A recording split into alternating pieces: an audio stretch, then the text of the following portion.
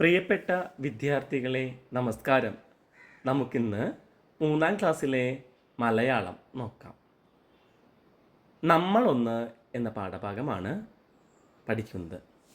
2 ചിത്രങ്ങൾ നിങ്ങൾ കണ്ടില്ലേ? ആരെല്ലാമാണ് ചിത്രത്തിലുള്ളത്? മഹാത്മാഗാന്ധിയുണ്ട്, ഡോക്ടർ BR അംബേദ്കറും ഉണ്ട്. മഹാത്മാഗാന്ധി ആരാണെന്ന് അറിയാമോ നിങ്ങൾക്ക്? നമ്മുടെ രാഷ്ട്രപിതാവാണ് മഹാത്മാഗാന്ധി. ആരാണ്? നമ്മുടെ രാഷ്ട്രപിതാവ്. അപ്പോൾ അംബേദ്കറോ? ഇന്ത്യൻ ഭരണഘടനയുടെ ശില്പിയാണ് doctor BR Ambedkar. Doctor BR Ambedkar ആരാണ്? ഇന്ത്യൻ ഭരണഘടനയുടെ ശില്പി. അതുമാത്രമാണോ അദ്ദേഹം? അല്ല, ഒരു സാമൂഹ്യ പരിഷ്കർത്താവായിരുന്നു, സാമ്പത്തിക ശാസ്ത്രജ്ഞനുമായിരുന്നു. അപ്പം ഡോക്ടർ BR അംബേദ്കർ ആരെല്ലാമായിരുന്നു? ഇന്ത്യൻ ഭരണഘടനയുടെ ശില്പിയാണ്, സാമൂഹിക പരിഷ്കർത്താവാണ്, സാമ്പത്തിക ശാസ്ത്രജ്ഞനാണ്. അതുമാത്രമല്ല, ഒരു രാഷ്ട്രീയ നേതാവുമായിരുന്നു അംബേദ്കർ. സ്വതന്ത്ര ഭാരതത്തിൻ്റെ ആദ്യത്തെ നിയമമന്ത്രിയും ഭരണഘടനാ കമ്മിറ്റിയുടെ ചെയർമാനുമായിരുന്നു ഡോക്ടർ BR അംബേദ്കർ. ഗാന്ധിജിയെക്കുറിച്ച് നിങ്ങൾക്ക് എന്തെല്ലാം അറിയാം? ഗാന്ധിജിയെ മഹാത്മാ എന്ന് വിളിച്ചത് രവീന്ദ്രനാഥ ടാഗോറാണ്. ഗാന്ധിജിയെ മഹാത്മാ എന്ന് വിളിച്ചത് ആരാണ്? രവീന്ദ്രനാഥ ടാഗോറാണ്. ഗാന്ധിജിയുടെ ജന്മദിനം എന്നാണ്? ഒക്ടോബർ 2 ഗാന്ധി ജയന്തി. നമ്മുടെ രാഷ്ട്രപിതാവാണെന്ന് പറഞ്ഞു ഗാന്ധിജി. അതുപോലെ തന്നെ ഇന്ത്യയിലെ സ്വാതന്ത്ര്യ സമരത്തിന് നേതൃത്വം കൊടുത്തത് ഗാന്ധിജിയായിരുന്നു. ഉപ്പു സത്യാഗ്രഹത്തിന് നേതൃത്വം കൊടുത്തതും ആരാണ്? ഗാന്ധിജിയായിരുന്നു. ഗാന്ധിജിയുടെ ആത്മകഥയുടെ പേരെന്താണെന്നറിയാമോ കൂട്ടുകാർക്ക്? എൻ്റെ സത്യാന്വേഷണ പരീക്ഷണങ്ങൾ. എന്തെന്നാണ്? എൻ്റെ സത്യാന്വേഷണ പരീക്ഷണങ്ങൾ. 1869 ഒക്ടോബർ 2 ഗാന്ധിജി ജനിച്ചത്. 1869 ഒക്ടോബർ 2. അതുപോലെ 1948 ജനുവരി 30 ഗോഡ്സെയുടെ വെടിയേറ്റാണ് അദ്ദേഹം മരിച്ചത്. എന്നായിരുന്നു? 1948 ജനുവരി 30. അഹിംസാ മാർഗത്തിലൂടെ ഭാരതത്തിൻ്റെ സ്വാതന്ത്ര്യ സമരം നയിച്ച് ബ്രിട്ടീഷുകാരിൽ നിന്ന് ഇന്ത്യക്ക് സ്വാതന്ത്ര്യം നേടിത്തന്നത് മഹാത്മാഗാന്ധിയാണ്. നമുക്കൊരു കുഞ്ഞിക്കഥ പഠിച്ചാലോ? കുഞ്ഞുണ്ണി മാഷിൻ്റെ പാഠമാണ് കേട്ടോ. ഒരു കുഞ്ഞിക്കഥയാണ്. കൊട്ടാരം കാണാൻ പോയ കുട്ടമ്മാനെ കുറിച്ചാണ് കുഞ്ഞുണ്ണി മാഷ് ഇവിടെ പറയുന്നത്. വലിയ ആശയങ്ങൾ കൊള്ളുന്ന കുഞ്ഞു കവിതകളിലൂടെ ശ്രദ്ധേയനായിട്ടുള്ള മലയാള സാഹിത്യകാരനാണ് കുഞ്ഞുണ്ണി മാഷ്. അദ്ദേഹം അധ്യാപകനായിരുന്നു. കേരള സാഹിത്യ അക്കാദമി പുരസ്കാരവും ബാലസാഹിത്യ ഇൻസ്റ്റിറ്റ്യൂട്ടിൻ്റെ അവാർഡുമെല്ലാം അദ്ദേഹത്തിന് ലഭിച്ചിട്ടുണ്ട്. അദ്ദേഹത്തിൻ്റെ പ്രധാനപ്പെട്ട കൃതികൾ എന്ന് പറയുന്നത് പഴമൊഴി പത്തായവും കുറ്റിപ്പെൻസിലും കുഞ്ഞുണ്ണി കവിതകളുമൊക്കെയാണ്. നമുക്ക് പാഠമൊന്ന് നോക്കിയാലോ? കുട്ടമ്മാൻ എങ്ങാട്ടാ? കൊട്ടാരം കാണാൻ. ഈ കഥയിൽ 2 കഥാപാത്രങ്ങളാണ് ഉള്ളത്. ഒരു കുട്ടമ്മാവനുമുണ്ട്, ഒരു പെൺകുട്ടിയുണ്ട്. ഈ പെൺകുട്ടി കുട്ടമ്മാവനോട് ചോദിക്കുകയാണ്, കുട്ടമ്മാവൻ എങ്ങോട്ട് പോവുകയാണെന്ന്. കൊട്ടാരം കാണാൻ. അയ്യോ എൻ്റെ കൊട്ടമ്മാനോ, കണ്ണടയില്ലാണ്ട് കൊട്ടാരത്തിൽ ചെന്നിട്ട് എന്ത് കാണാനാ? കുട്ടമ്മാവൻ ഉടനെ മടങ്ങിച്ചെന്ന് കാലില്ലാത്ത കണ്ണടയെടുത്ത് മുഖത്ത് വെച്ച് വീണ്ടും പുറപ്പെട്ടു. അപ്പം കുട്ടമ്മാവൻ എന്ത് ചെയ്തു? വീട്ടിലേക്ക് ചെന്നു. എന്നിട്ട് കാലില്ലാത്ത തൻ്റെ കണ്ണടയെടുത്ത് മുഖത്ത് വെച്ചിട്ട് വീണ്ടും പുറപ്പെട്ടു. അപ്പം കുട്ടമ്മാൻ എങ്ങോട്ടാ? വീണ്ടും പെൺകുട്ടി ചോദിക്കുകയാണ്, കൊട്ടാരം കാണാൻ. അയ്യോ എൻ്റെ കുട്ടമ്മാനെ, കൊടയില്ലാണ്ട് കൊട്ടാരം നടന്ന് കാണാനാവില്ല. നല്ല വെയിലൊക്കെയാണല്ലേ. കൊട ഉണ്ടെങ്കിൽ മാത്രമാണ് കൊട്ടാരം നടന്ന് കാണാനാവുള്ളൂ. കുട്ടമ്മാവൻ ഉടനെ മടങ്ങിച്ചെന്ന് കാലുവളഞ്ഞ കുടയെടുത്തു, നിവർത്തിപ്പിടിച്ച് വീണ്ടും പുറപ്പെട്ടു. അങ്ങനെ വീണ്ടും കൊട്ടാരം കാണാൻ വേണ്ടി പോയി. കുട്ടമ്മാൻ എങ്ങോട്ടാ? കൊട്ടാരം കാണാൻ. വീണ്ടും പെൺകുട്ടി ചോദിക്കുകയാണ്, കുട്ടമ്മാവ എങ്ങോട്ട് പോവുകയാണെന്ന്. അയ്യോ എൻ്റെ കുട്ടമ്മാനെ, കണ്ണട വെച്ച് കൊട പിടിച്ച് ചെന്ന കൊട്ടാരത്തിൽ കേറ്റോ? അപ്പൊ കുട്ടമാവൻ പറയണ, എന്താ കേറ്റാണ്ട്? ഇത് പണ്ടത്തെ കൊട്ടാരമല്ല, പണ്ടത്തെ കുട്ടമ്മാനല്ല. എന്നെ ഭരിക്കാൻ ഞാൻ നിയമിച്ച രാജാവിന് ഞാൻ കൊടുത്ത കൊട്ടാരത്തിലേക്കാണ് ഞാൻ പോണത്. മനസ്സിലായോ? ഇതാണ് ഈ കുഞ്ഞിക്കഥ. ഇപ്പോൾ ജനാധിപത്യം എന്ന് പറഞ്ഞാൽ എന്താണ്? ജനങ്ങൾക്ക് വേണ്ടി ജനങ്ങളെ ഭരിക്കുന്നതാണ് ജനാധിപത്യം. എന്താണ് ജനാധിപത്യം എന്നാൽ? ജനങ്ങൾക്ക് വേണ്ടി ജനങ്ങളെ ഭരിക്കുന്നതാണ്. പണ്ട് നമ്മുടെ രാജ്യം ഭരിച്ചിരുന്നത് ആരാണ്? രാജാക്കന്മാരായിരുന്നു അല്ലേ? അവര് വലിയ കൊട്ടാരങ്ങളിലാണ് താമസിച്ചിരുന്നത്. ഇന്നിപ്പോ ആരാണ് ഭരിക്കുന്നത്? ഇന്ന് നമ്മുടെ നാട്ടിൽ ജനാധിപത്യം വന്നു. നമ്മുടെ കൊച്ചു കേരളത്തിൽ ആരാണ് മുഖ്യമന്ത്രിയാണ് ഭരിക്കുന്നത് അല്ലേ? അവരെല്ലാം എവിടെയാണ്? സംസ്ഥാന നിയമസഭാ മന്ദിരങ്ങളിലാണ് ഭരണം നടക്കുന്നത് അല്ലേ? അപ്പം നമ്മുടെ സംസ്ഥാന നിയമസഭ എവിടെയാണ്? തിരുവനന്തപുരത്താണ് നമ്മുടെ സംസ്ഥാന നിയമസഭ സ്ഥിതി ചെയ്യുന്നത്. അപ്പം രാജ്യത്തിൻ്റെതോ അത് പാർലമെന്റ് ആണ് അല്ലേ? പാർലമെന്റ് എവിടെയാണ്? ഇന്ത്യൻ പാർലമെന്റ് ഡൽഹിയിലാണ്. ഇന്ത്യൻ പാർലമെന്റ് അതൊക്കെ നിങ്ങൾക്ക് അറിയാം അല്ലേ? നമ്മുടെ പ്രധാനമന്ത്രിയുടെ പേരെന്താണ്? നരേന്ദ്രമോദി. ഇപ്പം നമ്മുടെ മുഖ്യമന്ത്രി ആരാണ്? പിണറായി വിജയനാണ്. നമ്മുടെ പ്രധാനമന്ത്രി നരേന്ദ്രമോദിയാണ്. അപ്പം സംസ്ഥാനത്ത് ഉള്ളത് എന്താണ്? നിയമസഭ. രാജ്യത്തോ പാർലമെന്റ് അല്ലെങ്കിൽ ലോകസഭ എന്ന് പറയും കേട്ടോ. ഈ കഥയുടെ പ്രത്യേകത എന്താണ്? ഈ കഥയിൽ 2 കഥാപാത്രങ്ങളേ ഉള്ളൂ. ആരൊക്കെയാണ്? പ്രായമുള്ള കുട്ടമ്മാനും ഒരു പെൺകുട്ടിയും മാത്രമേ ഉള്ളൂ. അവർ തമ്മിലുള്ള സംഭാഷണത്തിന്റെ രീതിയിലാണ് കഥ എഴുതിയിരിക്കുന്നത്. ഈ കാലത്ത് നമ്മുടെ നാട്ടിൽ രാജാവില്ലല്ലോ. പിന്നെ കുട്ടമ്മാൻ ആരെ കാണാൻ പോകുന്നതായിരിക്കും? നമ്മുടെ നാട്ടിൽ ഇപ്പോൾ രാജാവൊന്നുമല്ല അല്ലേ? ജനാധിപത്യ രാജ്യമാണ് നമ്മുടേത്. അപ്പോൾ നമ്മൾ വോട്ട് ചെയ്ത് വിട്ട ആൾക്കാരാണ് നമ്മളെ ഭരിക്കുന്നത്. അപ്പോൾ അദ്ദേഹം മുഖ്യമന്ത്രിയെ കാണാൻ പോകുന്നതായിരിക്കും, അല്ലെങ്കിൽ MLA കാണാൻ പോകുന്നതായിരിക്കും. നമ്മളെ ജയിപ്പിച്ചു വിട്ട ജനപ്രതിനിധിയായിട്ടുള്ള മുഖ്യമന്ത്രിയെയോ MLA ഒക്കെ കാണാൻ പോവുകയായിരിക്കും അദ്ദേഹം. അടുത്ത ചോദ്യം നോക്കാം. എന്നെ ഭരിക്കാൻ ഞാൻ നിയമിച്ച രാജാവിന് ഞാൻ കൊടുത്ത കൊട്ടാരത്തിലേക്കാണ് ഞാൻ പോണത്. മനസ്സിലായോ? ഇതുകൊണ്ട് കുട്ടമ്മാവൻ എന്താണ് ഉദ്ദേശിക്കുന്നത്? ഇപ്പോൾ നമ്മുടെ രാജ്യം ജനാധിപത്യ രാജ്യമാണ്. ജനാധിപത്യം എന്നാൽ ജനങ്ങൾക്ക് വേണ്ടി ജനങ്ങളെ ഭരിക്കുന്നതാണ്. നിയമസഭാ മന്ദിരത്തിലാണ് ആര് പോകുന്നത്? കുട്ടമ്മാവൻ പോകുന്നത്. അവിടെ എന്നെ ഭരിക്കാൻ ഞാൻ നിയമിച്ച രാജാവിന് ഞാൻ കൊടുത്ത കൊട്ടാരത്തിലേക്കാണ് പോകുന്നത്. അപ്പം ജനാധിപത്യത്തിൽ ജനങ്ങൾക്കാണ് പ്രാധാന്യം. ജനങ്ങൾ തീരുമാനിക്കും ആരെ ഭരിക്കണമെന്ന്. അപ്പോൾ ജനാധിപത്യ രാജ്യത്തിൽ പ്രാധാന്യം ആർക്കാണ്? ജനങ്ങൾക്കാണ്. ജനങ്ങൾ വോട്ട് ചെയ്ത് വിജയിപ്പിച്ചവരാണ് നമ്മളെ ഭരിക്കുന്നത്. താങ്ങും തണലും കൂട്ടുചേർന്നുള്ള ജീവിതമാണ് ജനാധിപത്യത്തിൻ്റെ അടിത്തറ. കൂട്ടുചേർന്നുള്ള ജീവിതമാണ് ജനാധിപത്യത്തിൻ്റെ അടിത്തറ. ഈ ജീവിത രീതിയിൽ എല്ലാവരും തുല്യരാണ്. ഇവിടെ എല്ലാവർക്കും ചുമതലകളുണ്ട്. ഈ ചുമതലകൾ എല്ലാവരും ചെയ്യുമ്പോഴാണ് തുല്യത ഉണ്ടാകുന്നത്. നോക്കാം നമുക്ക്. ഇവിടെ എല്ലാവർക്കും ചുമതലയുണ്ട്. ഓരോരുത്തർക്കും ചുമതലകളുണ്ട്. എല്ലാവരും അവരവരുടെ ചുമതലകൾ ചെയ്യുമ്പോഴാണ് തുല്യത ഉണ്ടാകുന്നത്. വേദന. നടവഴിയിൽ കണ്ട കുപ്പിച്ചില്ല് ഞാൻ എന്തേ എടുത്തു മാറ്റിയില്ല? ചെരിപ്പിട്ട കാലുകൊണ്ട് ഒന്ന് തട്ടി മാറ്റാനും തോന്നിയില്ല. തൊട്ടു പിന്നാലെ വന്ന ഏതോ ഒരു കുഞ്ഞിക്കാലടിയിൽ അത് കുത്തിക്കേറിയിട്ടുണ്ടാവില്ലേ?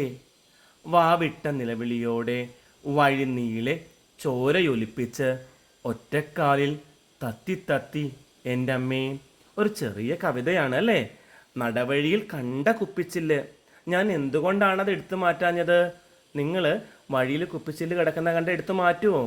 ഞാൻ ഒരു കുപ്പിച്ചില്ല് കണ്ടു, ഞാനത് എടുത്തു മാറ്റിയില്ല. ചെരുപ്പിട്ട കാലുകൊണ്ട് ഒന്ന് തട്ടി മാറ്റാനും തോന്നിയില്ല. ചെരുപ്പിട്ടിട്ടാണ് നമ്മൾ നടക്കുന്നത് അല്ലേ? ആ കുപ്പിച്ചില്ല് കണ്ടപ്പോൾ ഒന്ന് തട്ടി മാറ്റാൻ പോലും എനിക്ക് തോന്നിയില്ല. പക്ഷേ തൊട്ടു പിന്നാലെ ഒരു കുഞ്ഞിക്കാല്, ഒരു കുട്ടി വരുന്നുണ്ടായിരുന്നു. ആ കുഞ്ഞിക്കാലടിയിൽ ആ കുപ്പിച്ചില്ല് കുത്തിക്കയറിയപ്പോൾ ആ കുട്ടി വാവിട്ട് നിലവിളിച്ചു. വഴിനീളെ ചോരയൊലിപ്പിച്ച് ഒറ്റക്കാലിൽ കരഞ്ഞുകൊണ്ട് തത്തി തത്തിയാണ് ആ കുട്ടി വീട്ടിലേക്ക് പോയത്. പൊതുവഴിയിലെ കുപ്പിച്ചില്ല് എടുത്തു മാറ്റുന്നത് നമ്മുടെ ചുമതലയാണോ? എന്താണ് നിങ്ങളുടെ അഭിപ്രായം? അതെ, നമ്മുടെ ചുമതലയാണ്. അത് നാം എടുത്തു മാറ്റിയില്ലെങ്കിൽ പുറകെ വരുന്നയാളിൻ്റെ കാലിൽ അത് കയറും, മുറിവുണ്ടാവുകയും ചെയ്യും. അപ്പോൾ നമ്മളുടെ കടമ തന്നെയാണ്, ചുമതല തന്നെയാണ് പൊതു ഇടങ്ങളിൽ കാണുന്ന കുപ്പിച്ചില്ലും അഴുക്കുമൊക്കെ വൃത്തിയാക്കൽ നമ്മുടെ കടമ തന്നെയാണ്. എല്ലാവരും കുപ്പിച്ചില്ല് കാലിൽ കൊള്ളാതെ നടക്കണം എന്ന് പഠിപ്പിച്ചാൽ പോരെ? നാം വഴിയിലെ കുപ്പിച്ചില്ല് എടുത്ത് കളയുന്നത് എന്തിന്? ഈ പറയുന്ന വാദം ശരിയാണോ? ഈ വാദം ശരിയേ അല്ല. കുപ്പിച്ചില്ല് കാലിൽ കൊള്ളാതെ നടക്കണമെന്ന് പറഞ്ഞു പഠിപ്പിക്കുന്നതിനേക്കാൾ വളരെ എളുപ്പമുള്ളതാണ് ആ ചില്ല് അവിടെ നിന്ന് എടുത്തു മാറ്റുന്നത്.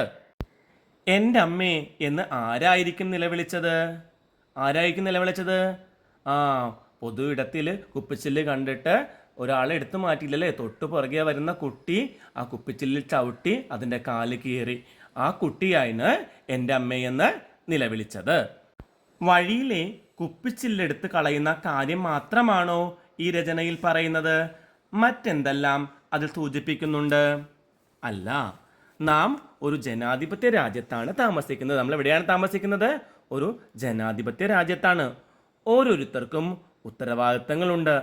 അവ നാം ഏറ്റെടുത്ത് ചെയ്യണം. ഓരോരുത്തർക്കും ഉത്തരവാദിത്തങ്ങളുണ്ട്. അതെല്ലാം ഏറ്റെടുത്ത് ചെയ്യേണ്ടത് നമ്മുടെ കടമയാണ്. അവ നാം ഏറ്റെടുത്ത് ചെയ്യണം. കുപ്പിച്ചില്ല് എടുത്തു മാറ്റുന്നത് ഒരു ധാർമ്മികമായ ചുമതലയാണ്. കുപ്പിച്ചില്ല് വഴിയിൽ നിന്നും മാറ്റിയിടാതെ പോയ മനുഷ്യൻ ചില്ല് തട്ടി കാലിൽ മുറിവ് പറ്റിയ കുട്ടിക്ക് എഴുതുന്ന കത്ത് എപ്രകാരമായിരിക്കും? ഒന്ന് എഴുതി നോക്കിയാലോ നമുക്ക്. പ്രിയപ്പെട്ട മോൾക്ക്, ഞാൻ ഇന്നലെ ധൃതി പിടിച്ച് മകൾക്ക് മരുന്ന് വാങ്ങാനായി പോകുന്ന നേരത്ത് വഴിയിലൊരു കുപ്പിച്ചില്ല് കണ്ടു. എൻ്റെ തിരക്ക് കാരണം വഴിയിൽ നിന്ന് എടുത്തു മാറ്റാൻ എനിക്ക് സാധിച്ചില്ല. എന്നാൽ എൻ്റെ പുറകെ കുട്ടി വരുന്നത് ഞാൻ കണ്ടില്ല. മോളുടെ കരച്ചിൽ കേട്ട് ഞാൻ തിരിഞ്ഞു നോക്കിയപ്പോൾ മുറിവേറ്റ കാലുമായി ഒറ്റക്കാലിൽ തത്തി പോകുന്ന കാഴ്ചയാണ് കണ്ടത്. അപ്പോഴാണ് എൻ്റെ തെറ്റെനിക്ക് മനസ്സിലായത്. ഇതോർത്ത് ഇന്നലെ എനിക്ക് ഉറങ്ങാൻ സാധിച്ചില്ല. മോൾ എനിക്ക് മാപ്പ് തരണം. ഒരിക്കലും ഞാൻ ഉത്തരവാദിത്തമില്ലാതെ പെരുമാറില്ല. മോളുടെ മുറിവ് എത്രയും പെട്ടെന്ന് സുഖമാവട്ടെ എന്ന് പ്രാർത്ഥിച്ചുകൊണ്ട് സ്നേഹത്തോടെ മാമൻ. കുട്ടികളെ, നിങ്ങൾ ഈ ചിത്രം കണ്ടോ? ഈ ചിത്രത്തെക്കുറിച്ച് ഒരു കുറിപ്പ് തയ്യാറാക്കിയാലോ? ചിത്രത്തിൽ ചിലരെ ക്യൂ നിൽക്കാതെ ഉന്തും തള്ളും ചെയ്യുന്നത് കാണാം.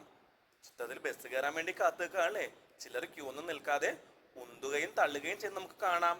എന്നാൽ ഒരു കാല് മാത്രമുള്ള ഭിന്നശേഷിക്കാരിയായ പെൺകുട്ടിക്ക് അവളുടെ ഊഴം കാത്ത് ശാന്തമായി പിറകിൽ നിൽക്കുന്നു. നോക്കൂ, ഒരു പെൺകുട്ടി, കാല് വയ്യാത്തൊരു കുട്ടിയാണ്.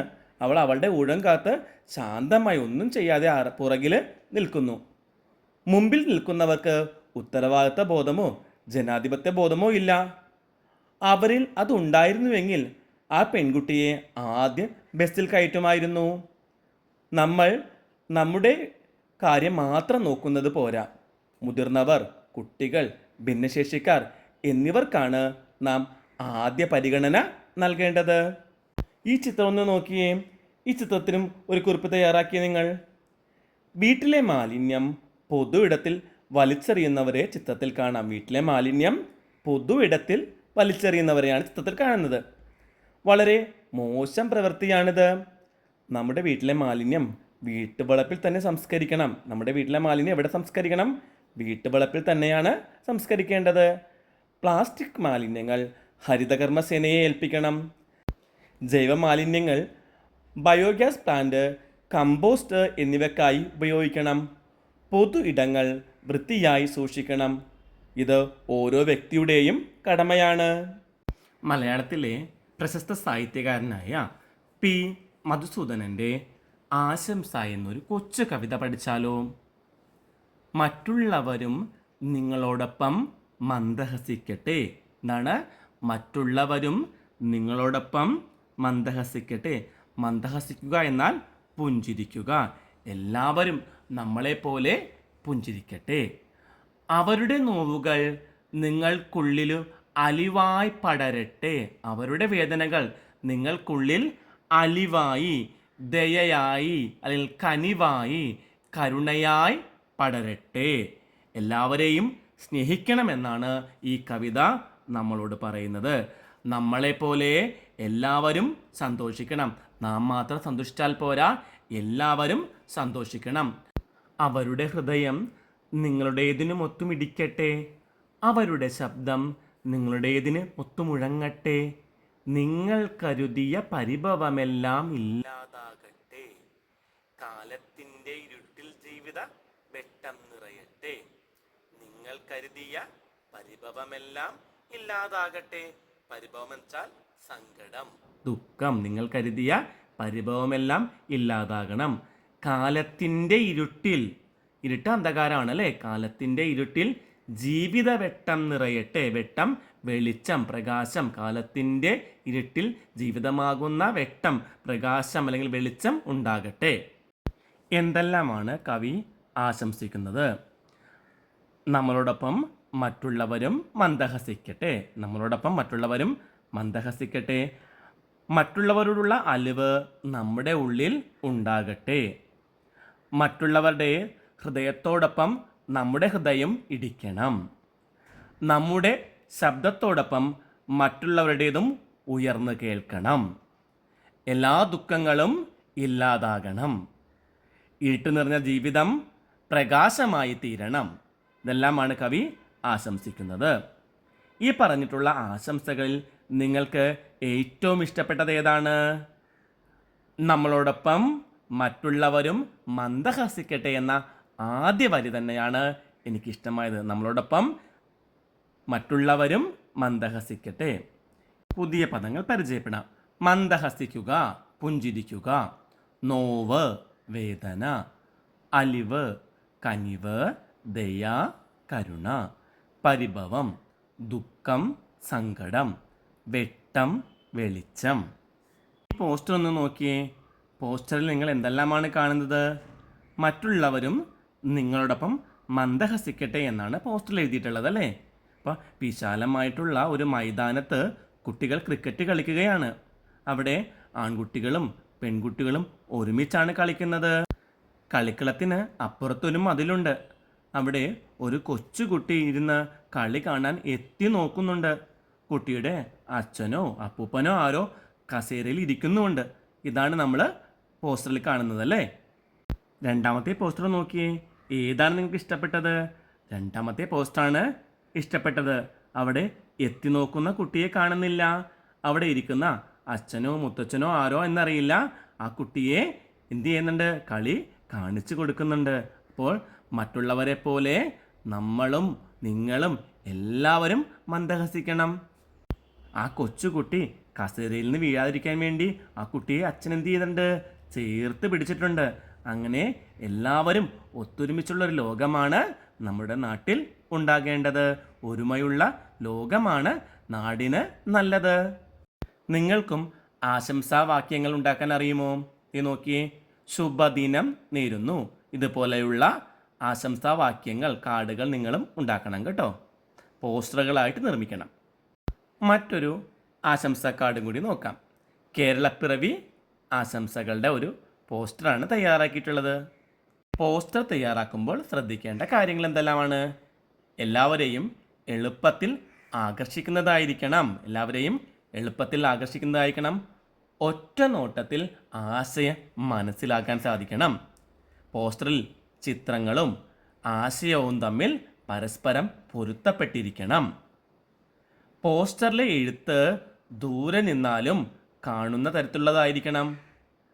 ആരെയും ആകർഷിക്കുന്ന നിറത്തിലുള്ളതായിരിക്കണം പോസ്റ്ററുകൾ. നമുക്ക് ഇന്നത്തെ ക്ലാസ് ഇവിടെ അവസാനിപ്പിക്കാം. മറ്റൊരു ക്ലാസ്സുമായി അടുത്ത് തന്നെ കാണും വരെ എല്ലാവർക്കും നന്ദി.